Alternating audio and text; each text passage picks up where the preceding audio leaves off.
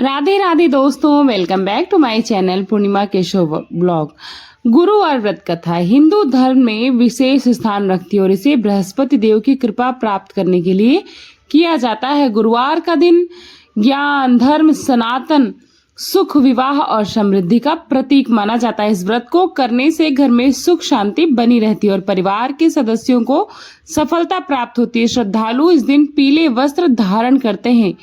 पीले रंग का बहुत महत्व होता है, इसलिए पीला भोजन का सेवन करते हैं और कथा सुनकर बृहस्पति देव की आराधना करते हैं। इस व्रत का पालन करने से कठिनाइयां दूर होती हैं और आर्थिक स्थिति भी मजबूत होती है। जो व्यक्ति श्रद्धा और विश्वास के साथ गुरुवार का व्रत करते हैं उन्हें बृहस्पति देव का आशीर्वाद प्राप्त होता है। यह व्रत परिवार में सौहार्द बनाए रखता है और साधक को धर्म, ज्ञान और वैभव की ओर अग्रसर करता है। और यह व्रत बिना व्रत कथा सुने कभी भी पूर्ण नहीं माना जाता है। तो चलिए अब कथा आरंभ करते हैं। भारतवर्ष में एक प्रतापी और दानी राजा राज्य किया करता था। वह नित्य गरीबों और ब्राह्मणों की सहायता करता था। यह बात उसकी रानी को अच्छी नहीं लगती थी। वह ना तो गरीबों को दान देती और ना ही भगवान का पूजन करती। राजा को भी दान देने से मना किया करती थी। एक दिन राजा शिकार खेलने के लिए वन को गए थे तो रानी महल में अकेली ही थी। उसी समय बृहस्पति देव साधु के वेश में राजा के महल में भिक्षा मांगने के लिए आए और भिक्षा मांगी। रानी ने भिक्षा देने से इनकार कर दिया। बोला, हे साधु महाराज, मैं तो दान पुण्य से तंग आ गई हूँ। मेरा पति दिन रात धन लुटाते रहता है। मेरी इच्छा है कि हमारा सारा धन नष्ट हो जाए, फिर रहेगा ना बांस ना बजेगी बांसुरी। साधु ने कहा, तुम देवी बड़ी विचित्र हो। धन संतान तो सभी चाहते हैं, पुत्र और लक्ष्मी तो पापी के घर भी होने चाहिए। यदि तुम्हारे पास अधिक धन है तो भूखे को दे दो भोजन, प्यासों के लिए प्याऊ बनवाओ, मुसाफिरों के लिए धर्मशाले खुलवाओ। जो निर्धन अपनी कुंवारी कन्याओं का विवाह नहीं कर सकते उनका विवाह करा दो। और ऐसे न जाने कितने काम हैं जिनके करने से तुम्हारा यश लोक परलोक में फैलेगा। परंतु रानी पर उपदेश का कोई प्रभाव ही नहीं पड़ा। वो बोली, महाराज आप मुझे कुछ न समझाएं।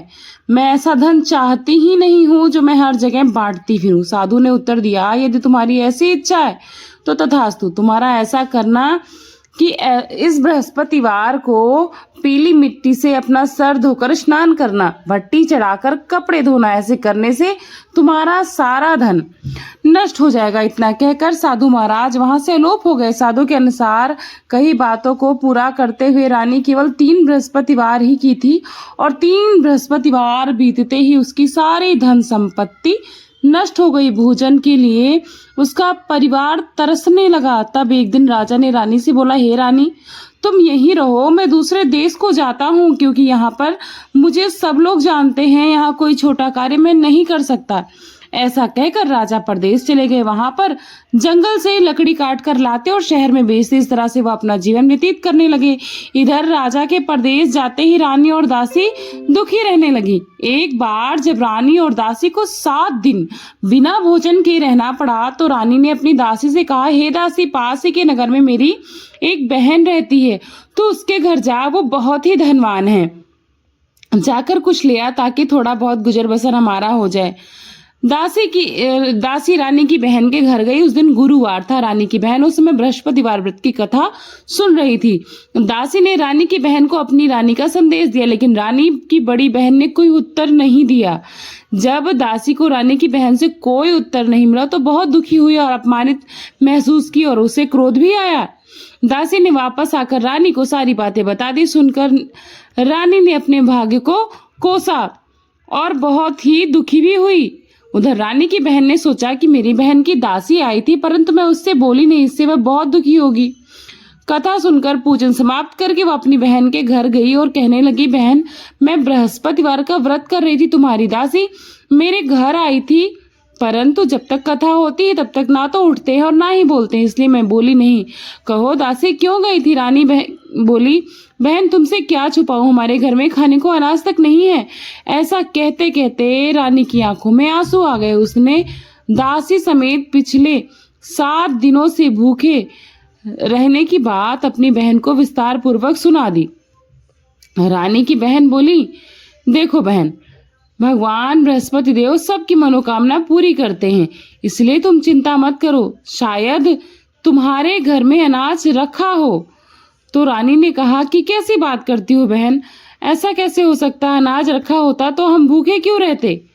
रानी को विश्वास नहीं हुआ, पर बहन के आग्रह करने पर दासी को उसने अंदर भेजा और जब वो अंदर गई तो अनाज से भरा हुआ घड़ा मिला। रानी यह सब देखकर बहुत हैरान हो गई।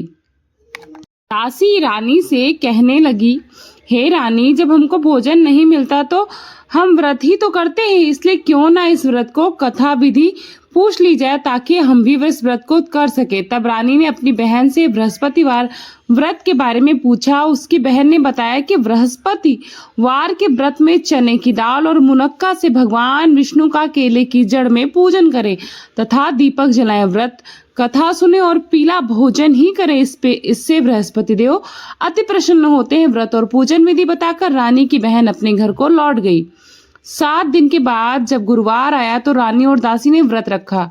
गुड़साल में जाकर चना और गुड़ लेकर आई। फिर उसने केले की जड़ तथा भगवान विष्णु का पूजन किया। अब पीला भोजन कहाँ से आए, इस बात को लेकर बहुत दुखी थी दोनों। चूंकि उन्होंने व्रत रखा था इसलिए बृहस्पति देव भी उनसे बहुत प्रसन्न हुए। इसलिए वे एक साधारण व्यक्ति का रूप धारण करके 2 थालों में सुंदर पीला भोजन लाकर दासी को दे गए। भोजन पाकर दासी प्रसन्न हुई। फिर रानी और दासी साथ मिलकर भोजन की।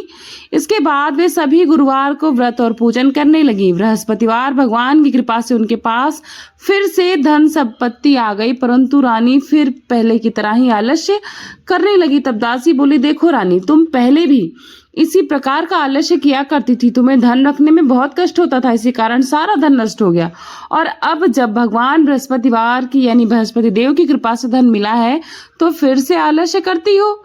रानी को समझाते हुए दासी कहती है कि बड़ी मुसीबतों के बाद हमने यह धन पाया है, इसलिए हमें दान पुण्य करना चाहिए, भूखे मनुष्य को भोजन देना चाहिए, धन को शुभ कार्यों में खर्च करना चाहिए, जिससे तुम्हारा कुल और यश बढ़ेगा, स्वर्ग की प्राप्ति होगी, फिर पितृ भी प्रसन्न होंगे। दासी की बात सुनकर रानी धन शुभ कार्यों में खर्च करने लगी, जिससे पूरे नगर में उसका यश बढ़ने लगा। बृहस्पतिवार कथा के बाद श्रद्धा से आरती की जानी चाहिए। इसके बाद प्रसाद बांटकर उसे ग्रहण भी करना चाहिए। एक दिन दुखी होकर जंगल में एक पेड़ के नीचे आसन जमा कर राजा बैठा था। वह अपनी दशा को याद करके व्याकुल होने लगा। बृहस्पतिवार का दिन था। एकाएक उसने देखा कि निर्जन वन में एक साधु प्रकट हुए। वह साधु वेश में स्वयं बृहस्पति देवता ही थे। लकड़हारे के सामने आकर बोले, हे लकड़हारे, इस सुनसान जंगल में तू चिंतामग्न क्यों बैठा है। लकड़हारे ने दोनों हाथ जोड़कर प्रणाम किया और उत्तर दिया, महात्मा, आप सब कुछ जानते, मैं क्या कहूँ। यह कहकर रोने लगे और साधु ने अपनी आत्मकथा सुनाई। महात्मा जी ने कहा, तुम्हारी स्त्री ने बृहस्पति के दिन बृहस्पति भगवान का निरादर किया था, जिसके कारण तुम्हें भगवान की रुष्टता सहनी पड़ी और तुम्हारी यह दशा हुई। अब तुम चिंता मत करो, मेरे कहने पर चलो, तुम्हारे सारे संकट दूर हो जाएंगे। भगवान पहले से भी अधिक संपत्ति देंगे। तुम बृहस्पतिवार के दिन कथा किया करो। 2 पैसे के चने मुनक्का लाकर उसका प्रसाद बनाओ। शुद्ध जल से लोटे में शक्कर मिलाकर अमृत तैयार करो। कथा के पश्चात अपने सारे परिवार और सुनने वाले प्रेमियों में अमृत और प्रसाद बांटकर आप भी ग्रहण करो। ऐसा करने से भगवान तुम्हारी सारी मनोकामनाएं पूर्ण करेंगे। साधु के ऐसे वचन सुनकर लकड़हारा बोला, हे प्रभु, मुझे लकड़ी बेचकर इतना पैसा मिलता ही नहीं है जिससे भोजन के उपरांत कुछ बचा सकूं। मैंने रात्रि में अपनी स्त्री को व्याकुल देखा है। मेरे पास कुछ भी नहीं है जिससे मैं उसकी खबर तक मंगा सकूं। साधु ने कहा, लकड़हारे, तुम किसी बात की चिंता मत करो। बृहस्पति के दिन तुम रोजाना की तरह लकड़ियां लेकर शहर को जाओ। तुमको रोज से 2 गुना धन प्राप्त होगा, जिससे तुम भली भांति भोजन कर लोगे और बृहस्पति की पूजा का सामान भी ला सकते हो। इतना कहकर साधु अंतर्ध्यान हो गए। धीरे धीरे समय व्यतीत होने लगा। फिर बृहस्पतिवार का दिन आया। लकड़हारा जंगल से लकड़ी काट कर किसी शहर में बेचने गया। उस दिन उसे सच में 2 गुना पैसा मिला। राजा ने गुड़ चना आदि लाकर गुरुवार का व्रत किया। उसी दिन से उसके मन में सारी शंकाएं दूर हो गईं, क्लेश दूर हो गए। पर जब वो दोबारा गुरुवार का व्रत आया तो बृहस्पतिवार का व्रत करना ही भूल गया। इस कारण भगवान नाराज हो गए। उस दिन नगर के राजा ने विशाल यज्ञ का आयोजन किया। शहर में यह घोषणा की कि कोई भी मनुष्य बिना भोजन बनाए, आग जलावे, समस्त लोग हमारे यहाँ भोजन करने आए। इस आज्ञा को जो नहीं मानेगा उसे फांसी दी जाएगी। इस तरह घोषणा संपूर्ण जगत में नगर में करवा दी। राजा के आज्ञा अनुसार शहर के सभी लोग भोजन करने के लिए गए, लेकिन लकड़हारा कुछ देर से पहुंचा, इसलिए राजा ने उसको अपने साथ लिवा ले गए और ले जाकर भोजन करा रहे थे। रानी की दृष्टि खूंटी पर पड़ी जिस पर उसका हार लटका हुआ था, वहां पर दिखाई नहीं दिया। रानी ने निश्चय किया कि मेरा हार इस मनुष्य ने ही चुराया है। उसी समय सिपाहियों को बुलाकर उसको कारागार में डलवा दिया। जब लकड़हारा कारागार में पड़ गया और बहुत दुखी होकर विचार करने लगा कि न जाने कौन से पूर्व जन्म के कष्ट भोगने बाकी रह गए थे जो ये दुख प्राप्त हुआ, और उसी साधु को याद करने लगा जो उसे जंगल में मिला था। उस समय तत्काल बृहस्पति देव साधु के रूप में प्रकट हुए। उसकी दशा को देखकर कहने लगे, अरे मूर्ख, तूने बृहस्पति देव की कथा नहीं करी, इस कारण तुझे दुख प्राप्त हुआ। अब चिंता मत कर, बृहस्पति वार के दिन कारागार के दरवाजे के पास 4 पैसे पड़े मिलेंगे, उससे तू बृहस्पति देव की पूजा करना, तेरे सारे कष्ट दूर हो जाएंगे। बृहस्पति कि दोनों से 4 पैसे पड़े मिले। लकड़हारा ने कथा कही। उस रात्रि को बृहस्पति देव ने उस नगर के राजा के स्वप्न में आकर कहा, हे राजा, जिस आदमी को तुमने कारागार में बंद किया है वह निर्दोष है, उसको छोड़ दो। रानी का हार उसी खूंटी पर ही लटका है। अगर तू ऐसा नहीं करेगा तो तेरा समस्त राज्य में नष्ट कर दूंगा। इस तरह रात्रि के स्वप्नों को देखकर राजा प्रातःकाल उठे और खूंटी पर हार देखकर लकड़हारे को बुलाकर क्षमा मांगा और लकड़हारे को योग्य सुंदर आभूषण देकर विदा भी किया। बृहस्पति देव की आज्ञा अनुसार लकड़हारा अपने नगर को चल दिया। राजा जब अपने नगर के निकट पहुंचा तो उसे बड़ा आश्चर्य हुआ। नगर पहले से अधिक बाग, बगीचे, तालाब, कुएं, बहुत सी धर्मशाला, मंदिर आदि बन गई। राजा ने पूछा, ये किसका बाग और धर्मशाला है? तब नगर के सब लोग कहने लगे, यह सब रानी और बांदी के हैं। तो राजा को आश्चर्य हुआ और गुस्सा भी आया। जब रानी ने यह खबर सुनी कि राजा आ रहे हैं तो उन्होंने बांदी से कहा कि हे दासी, देख राजा हमें कितनी बुरी हालत में छोड़ गए थे, इसे हमारी हालत देख कर कहीं लौट ना जाए, इसलिए तू दरवाजे पर खड़ी हो जा। आज्ञा अनुसार दासी दरवाजे पर खड़ी हुई। राजा आए तो अपने साथ लिवा लाई। तब राजा ने क्रोध करके अपनी रानी से पूछा कि तुम्हें इतना धन कैसे प्राप्त हुआ? तब उसने कहा कि यह धन हमें बृहस्पति देव की कृपा से प्राप्त हुआ है, उसके व्रत के प्रभाव से प्राप्त हुआ है। राजा ने निश्चय किया कि 7 रोज बाद तो सभी बृहस्पति देव का पूजन करेंगे, परंतु मैं प्रतिदिन में 3 बार कहानी और रोज व्रत किया करूंगा। हर समय राजा के दुपट्टे में चने की दाल बंधी रहती। दिन में 3 बार वो कहानी कहता। एक रोज राजा ने विचार किया कि चलो अपनी बहन के यहाँ चलते हैं। इस तरह निश्चय करके राजा घोड़े पर सवार होकर अपनी बहन के यहाँ चलने लगा। मार्ग में उसने देखा कि कुछ आदमी एक मुर्दे को लिए जा रहे हैं। उन्हें राजा ने रोककर कहा कि अरे भाइयों, मेरी बृहस्पति देव की कथा सुन लो। वे बोले, लो, हमारा तो आदमी मर गया, इनको अपनी कथा की पड़ी। परंतु कुछ आदमी बोले, चलो अच्छा, हम तुम्हारी कथा सुनेंगे। राजा ने दाल निकाली। कथा आधी हुई थी कि मुर्दा हिलने लगा। जब कथा समाप्त हुई तो राम राम करके मनुष्य उठकर खड़ा हो गया। आगे मार्ग में उसे एक किसान खेत में हल चलाता मिला। राजा ने उसे देखकर बोला, अरे भैया, मेरी बृहस्पति देव की कथा सुन लो। किसान बोला, जब तक तेरी कथा सुनूंगा तब तक 4 हल जोत लूंगा। जा अपनी कथा किसी और को सुना। इस तरह राजा आगे चलने लगा। राजा के हटते ही बैल पछाड़ मारकर गिर गए। किसान के पेट में बड़ी जोर का दर्द भी हुआ।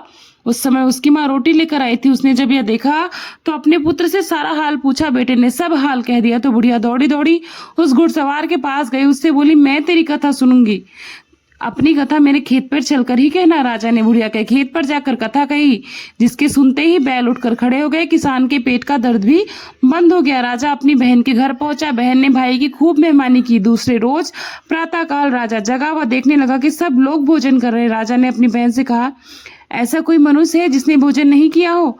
मेरी बृहस्पतिवार की कथा सुन ले। बहन बोली, भैया, यह देश ऐसा ही है, यहाँ लोग पहले भोजन करते हैं, बाद में अन्य काम करते हैं। अगर पड़ोस में कोई हो तो देखा हूं। ऐसा कहकर वो देखने चली गई, परंतु उसे कोई व्यक्ति नहीं मिला जिसने भोजन ना किया हो। अंत में एक कुम्हार के घर गई जिसका लड़का बीमार था। उसे मालूम हुआ कि 3 रोज से किसी ने भोजन नहीं किया। रानी ने अपने भाई की कथा सुनने के लिए कुम्हार से कहा। वह तैयार हो गया। राजा ने जाकर बृहस्पतिवार की कथा कही, जिसको सुनकर उसका लड़का भी ठीक हो गया। अब तो राजा की प्रशंसा होने लगी। एक रोज राजा ने अपनी बहन से कहा, हे बहन, अपने घर को जाएंगे, तुम भी तैयार हो जाओ। राजा की बहन ने अपनी सास से कहा। सास ने कहा, हाँ चली जा, परंतु लड़की को मत ले जा, क्योंकि तेरे भाई की कोई औलाद नहीं है। बहन ने अपने भैया से कहा, हे भैया, मैं तो चलूंगी, पर बालक नहीं जाएगा।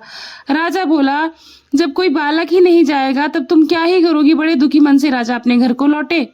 राजा ने अपनी रानी से कहा, हम निर्वंशी, हमारा मुंह देखने का धर्म नहीं है, कुछ भोजन आदि भी नहीं किया, बहुत दुखी हो गए। रानी बोली, हे प्रभु, बृहस्पति देव ने हमें सब कुछ दिया, हमें औलाद वो अवश्य देंगे। उसी रात बृहस्पति देव राजा ने सपने में आकर राजा के कहा, राजा उठ, सभी सोच को त्याग, तेरी रानी गर्भ से है। राजा की बात सुनकर राजा ने यह बात सुनकर बड़ी खुशी की। 9वें महीने में उसे गर्भ से एक सुंदर सा पुत्र पैदा हुआ। तब राजा बोले, हे रानी, स्त्री बिना भोजन के रह सकती, परंतु बिना कहे नहीं रह सकती। जब मेरी बहन आए तो तुम उसे कुछ मत कहना।